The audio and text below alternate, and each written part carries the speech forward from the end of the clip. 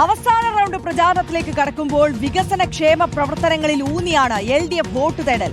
UDF ഉയർത്തിക്കൊണ്ടുവന്ന Sabarimala deal പോലുള്ള വിവാദ വിഷയങ്ങളിൽ അത്യാവശ്യത്തിന് മാത്രം മറുപടി എന്നതാണ് തീരുമാനം.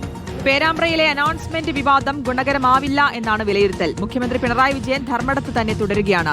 അരുൺ സോളമനുടെ വിശദാംശങ്ങൾ നൽകാൻ. Good morning Arun. തുടക്കത്തിൽ ഈ ഡീൽ ആരോപണം വലിയ രീതിയിൽ ചർച്ചയായി. വളരെ കുറഞ്ഞ ദിവസം മാത്രമേ ഇത്തവണ തെരഞ്ഞെടുപ്പ് പ്രചാരണത്തിനുണ്ടായിട്ടുള്ളൂ. ഇനി ദിവസങ്ങൾ 5-ാം നാൾ തെരഞ്ഞെടുപ്പ് പോളിംഗ് ബൂത്തിലേക്ക് എത്തുകയാണ്. അപ്പോൾ ഡീൽ ആരോപണങ്ങൾ അല്ലെങ്കിൽ വിവാദ വിഷയങ്ങൾ ഒന്നും തൊടയേണ്ട, അതിനൊന്നും മറുപടി നൽകേണ്ട എന്നുള്ളതാണോ LDFന്റെ തീരുമാനം? ആര്യ, ശ്രുതി ഈ പറഞ്ഞതുപോലെ ഇനി തിരഞ്ഞെടുപ്പിന് ഇനി കേവലം 5 ദിവസങ്ങൾ മാത്രം ബാക്കിയുള്ളപ്പോൾ സംസ്ഥാനത്ത് ശക്തമായി ഇനിയൊരു പിണറായി സർക്കാർ കേരളത്തിൽ വേണ്ട എന്നുള്ളൊരു വിഭാഗം ഒരു പ്രചാരണം അങ്ങനെ ഉടലെടുത്തിരിക്കുന്ന ഒരു സാഹചര്യത്തിലാണ് LDF അവസാനഘട്ട ലാപ്പിലേക്ക് എത്തുമ്പോൾ വികസന പ്രവർത്തനങ്ങളിൽ ശ്രദ്ധയൂന്നാനായിട്ട് തീരുമാനമെടുത്തിരിക്കുകയാണ്. അതിന്റെ അടിസ്ഥാനത്തിൽ ഈ ശബരിമല അടക്കമുള്ള വിഷയങ്ങൾ, ഡീൽ ആരോപണങ്ങൾ അടക്കം കഴിഞ്ഞ ദിവസങ്ങളിലൊക്കെ വലിയ രീതിയിൽ പ്രതിപക്ഷം ചർച്ചയാക്കി കൊണ്ടുവരാൻ ശ്രമിച്ച ഒന്നാണ്. അത് ഇനി അതിനാവശ്യത്തിന് മാത്രം മറുപടി പറഞ്ഞാൽ മതി എന്നുള്ളൊരു തീരുമാനത്തിലേക്ക് LDF എത്തിയിരിക്കുകയാണ്. ഏറ്റവും പ്രധാനപ്പെട്ട ഒരു കാര്യം, മുഖ്യമന്ത്രിയുടെ ഈ പ്രചാരണ പരിപാടികൾ അവസാനിപ്പിച്ച് ഇന്നു മുതൽ ഇനി സ്വന്തം മണ്ഡലമായ ധർമ്മടത്ത് മാത്രമായി പ്രചാരണം നടത്താനായിട്ട് തീരുമാനിച്ചിരിക്കുന്നു. ഇതിലേറെ കഴിഞ്ഞ ദിവസങ്ങളിലൊക്കെ വീണ്ടും LDFനെ പ്രതിക്കൂട്ടിലാക്കി വീണ്ടും ഒരു പ്രചാരണം ആരംഭിച്ചത് പേരാമ്പ്രയിലെ അനൗൺസ്മെന്റ് വിവാദമാണ്.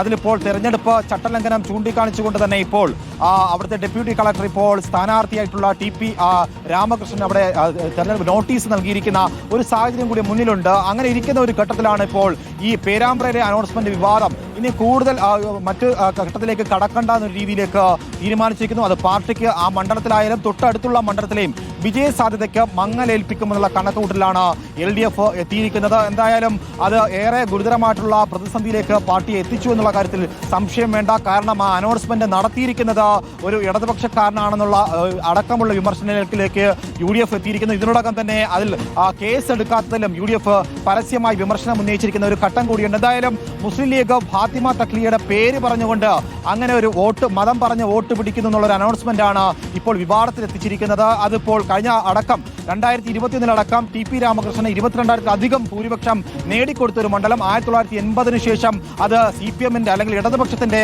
കുത്തകയായിരിക്കുന്ന ഒരു സീറ്റാണ്. എന്തായാലും ചരിത്രം പരിശോധിക്കുമ്പോൾ ഇരു മുന്നണികൾക്കും തുണച്ച ഒരു മണ്ഡലം കൂടിയാണ്. പക്ഷേ ഇതിലേറെ CPMനെ ഞെട്ടിപ്പിച്ചിരിക്കുന്നത് 2020 ഏറ്റവും ഒടുവിലുള്ള ലോക്സഭാ തെരഞ്ഞെടുപ്പിൽ ഷാഫി പറമ്പലിന് തന്നെ 19,000-ലധികം വോട്ട് കിട്ടിയ ഒരു മണ്ഡലം കൂടിയാണ്. നിലവിൽ അവിടെ 10 പഞ്ചായത്തുകളാണുള്ളത്. അവിടുത്തെ 6 പഞ്ചായത്തുകളും ഭരിക്കുന്നത് UDF ആണ്. ഇങ്ങനെ വലിയൊരു പ്രതിസന്ധിയിലേക്ക് അങ്ങനെ ഒരു വിവാദം നീങ്ങുമ്പോഴാണ് LDF കഴിഞ്ഞ 10 വർഷത്തെ വികസന ക്ഷേമ പ്രവർത്തനങ്ങൾ ജനങ്ങൾക്ക് മുന്നിൽ എത്തിക്കാനുള്ള ശ്രമമാണ് ഇനിയുള്ള 5 ദിവസങ്ങൾ നടത്തുക. അതിന്റെ അടിസ്ഥാനത്തിൽ തന്നെ മറ്റ് വിവാദങ്ങളിലേക്ക് പോകണ്ട എന്ന തീരുമാനത്തിലേക്ക് എത്തിയിരിക്കുന്നു.